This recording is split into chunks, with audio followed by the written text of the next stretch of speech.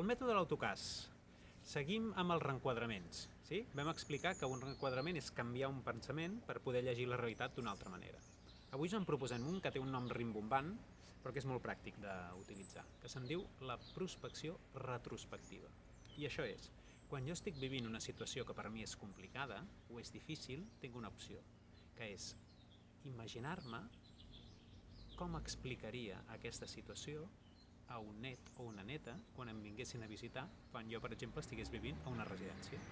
Imaginar-me que tinc al voltant de 90 anys, imaginar-me que ja no tinc mobilitat, que per gairebé qualsevol funció vital necessito ajuda i que en aquestes circumstàncies jo estic allà assegut amb una manteta, em visita un net. I aleshores li dic alguna cosa així com me'n recordo quan jo... I aleshores explico això que ara mateix m'està suposant un repte. I això que sembla un exercici molt fàcil i fins i tot una mica banal, ens pot ajudar molt a agafar perspectiva sobre la realitat que estem vivint i això ens pot ajudar a transformar la nostra emocionalitat i obrir-nos possibilitats a fer coses noves. El que proposo és que ho proveu, sí? Perquè sé que sembla molt absurd, però realment funciona.